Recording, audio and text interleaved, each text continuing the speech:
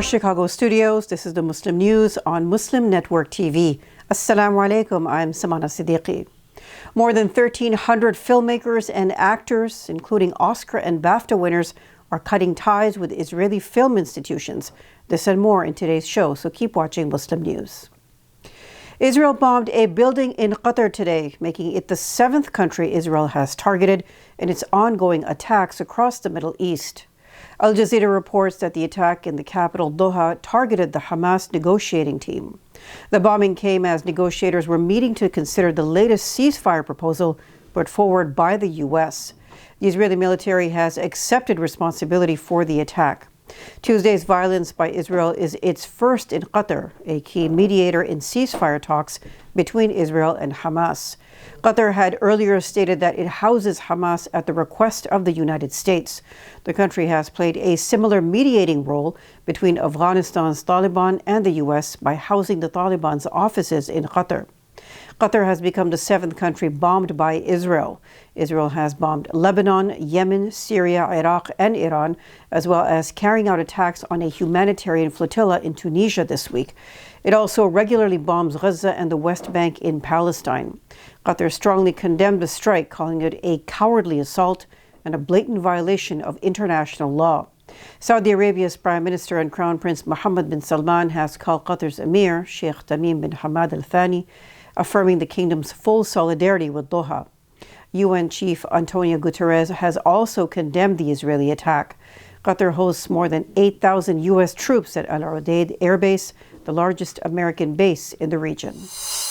Israeli soldiers killed at least 35 Palestinians, including 7 seeking aid across Gaza on Tuesday. The Palestinian Health Ministry reports that 6 Palestinians died of starvation in the region due to Israel's ongoing months-long blockade of food and humanitarian aid there. The ministry reports that 83 bodies were brought to hospitals in 24 hours, with 223 injured. 14 Palestinians were killed while waiting for humanitarian aid, raising the toll of those murdered by Israeli soldiers while seeking food and supplies to 2,444. Nearly 18,000 people have been injured since late May.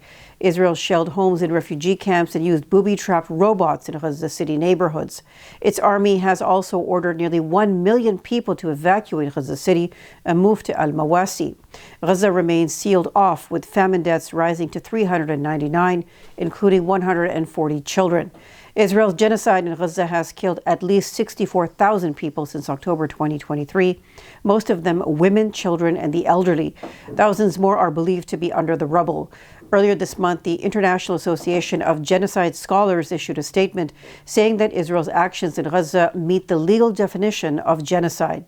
Last November, the International Criminal Court issued arrest warrants for Israeli Prime Minister Benjamin Netanyahu and his former Defense Minister Yoav Gallant for war crimes and crimes against humanity in Gaza. Israel also faces a genocide case at the International Court of Justice for its violence in the region. A boat carrying food and humanitarian aid was attacked in Tunisia while heading to Gaza, organizers said late Monday. The vessel, known as the Family Boat, is part of the global Sumud Flotilla. The International Maritime Initiative aims to deliver food and humanitarian aid to Gaza, which Israel has blocked since March 2nd. This has led to a famine in the region. About 20 vessels with 150 activists, including doctors and journalists from around the world, are taking part. The flotilla set out from Barcelona, Spain in late August and plans to leave Tunisia for Gaza on Wednesday. The family boat was struck by what is suspected to be a drone while sailing under a Portuguese flag. The flotilla said all passengers and crew, including Swedish climate activist Greta Thunberg and fellow activist Yasemin Akar, are safe.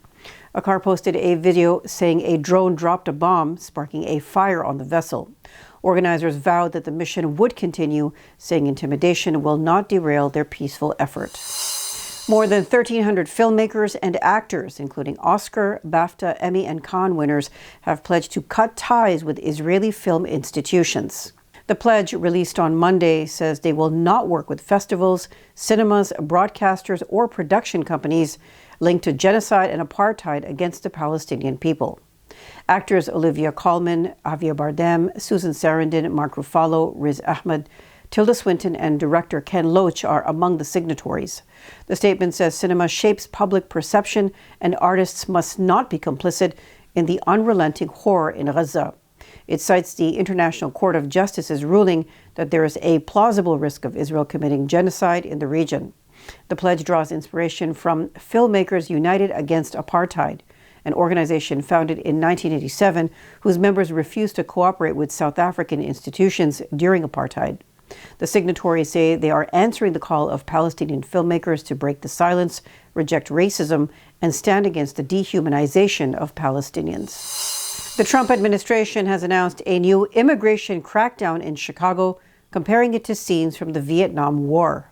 On Monday, officials unveiled Operation Midway Blitz, aimed at targeting what they call criminal illegal aliens. The administration has frequently targeted Democrat-run Chicago in its immigration policies. The announcement followed a post by President Donald Trump on his platform Truth Social. It featured an AI-generated image of himself as Lieutenant Colonel Bill Kilgore, a character from the 1979 Vietnam War film Apocalypse Now. In the movie, Kilgore leads brutal attacks on Vietnamese villages.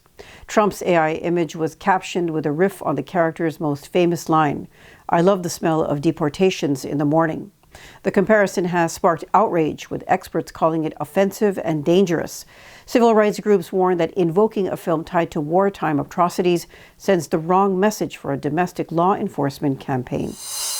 The Supreme Court has allowed immigration officers to resume roving patrols in Los Angeles. The ruling lifted a lower court order that had blocked stops based on where someone works, what language they speak, or their race. Trump-appointed Justice Brett Kavanaugh, writing for the majority, said reasonable suspicion has long been a part of immigration enforcement, even though the standard is a low bar. He noted that factors such as job type, language, and origin can be considered, but ethnicity alone cannot justify a stop. Justice Sonia Sotomayor issued a strong dissent, calling the decision a grave misuse of our emergency docket. She warned that many people in Los Angeles will again face indignities simply for their appearance, accents, or low-wage work. The case remains under appeal, but the ruling means that federal agents can resume such patrols in the city. In New Zealand, a record wave of Muslim candidates is running for local office, over a dozen nationwide. Details coming up next, so stay tuned.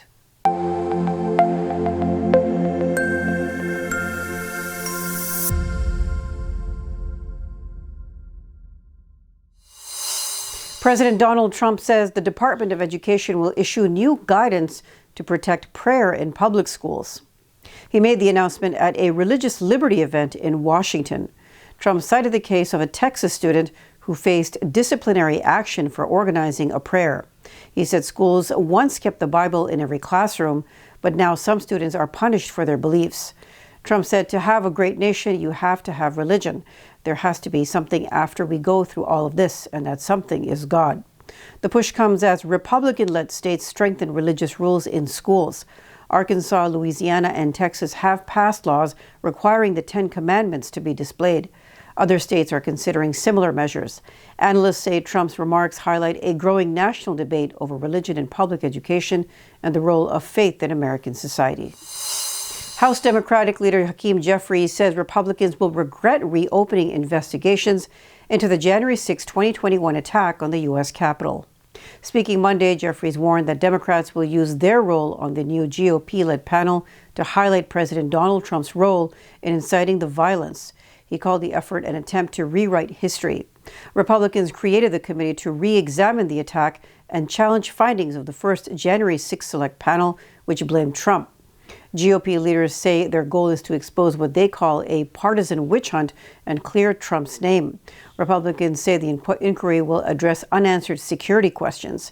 Democrats vow to keep focus on Trump and the violence of his supporters. The second Africa Climate Summit opened in Ethiopia's capital, Addis Ababa, with leaders calling for action and investment. Ethiopian Prime Minister Abiy Ahmed said Africa must be seen as a driver of climate solutions, not just a victim.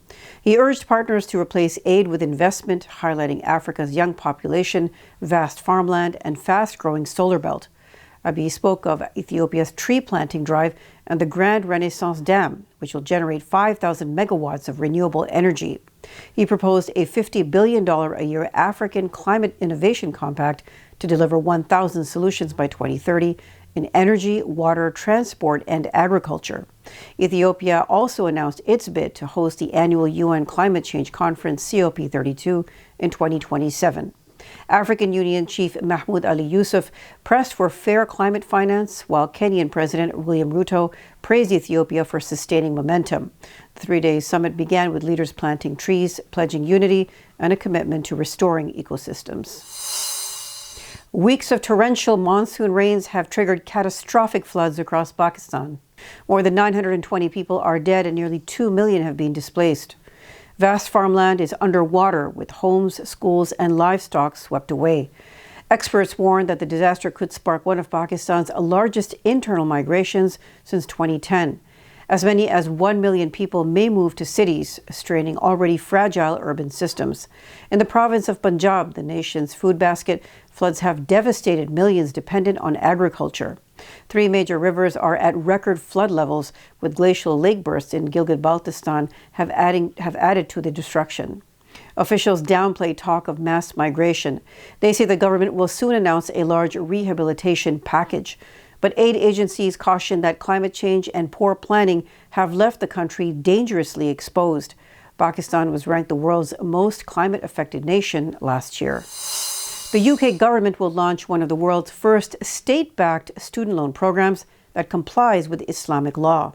The Department of Education says the new system, called Alternative Student Finance, will allow Muslim students to avoid paying interest, which is forbidden in their faith. Instead, the scheme will follow the Islamic principle of takaful, a pooled fund where graduates make contributions based on income. The money will then support future students. The loans will cover tuition and living costs and are expected to start in late 2026. An Islamic Finance Supervisory Board will certify the program, with the UK Islamic Financial Council acting as secretariat. Supporters say the change opens access for students who avoided traditional loans to further their education. New Zealand is witnessing a record number of Muslim candidates in this year's local elections. More than a dozen people are running for council and community seats, double the figure from 2019. Analysts say the surge reflects a growing push for civic participation after the 2019 Christchurch mosque attacks, in which a white supremacist murdered 51 worshippers at 2 mosques. Candidates say they want to break barriers, build trust, and ensure visibility. Observers say that with 6 candidates in the largest city, Auckland, and others in the capital, Wellington, the record turnout signals a quiet but powerful shift in New Zealand's democracy. Researchers at the University of Michigan say they may have found a way to slow the growth of glioblastoma, the most aggressive brain cancer. Patients usually survive only 1 to 2 years, as the tumors resist surgery, radiation, and chemotherapy. A new study in Nature shows that glioblastoma cells use sugar differently than normal brain cells. Instead of turning it into energy, tumors convert sugar into DNA and RNA building blocks, fueling rapid growth. Scientists also discovered that tumors shut down a key protein-making pathway, forcing them to steal amino acids like serine and glycine from the blood. When these amino acids were removed from the diets of mice, tumors shrank and responded better to treatment. Experts say blocking these nutrient highways could open new treatment options while sparing normal brain function. That's all from our Chicago studios tonight. Thank you for watching Muslim News. We are a community channel dedicated to bringing you stories you can trust. Please like, share, and subscribe to our content. You can also comment to let us know what you think of our coverage. Please donate now by visiting muslimnetwork.tv/donate. For more content, keep watching Muslim Network TV. Salam.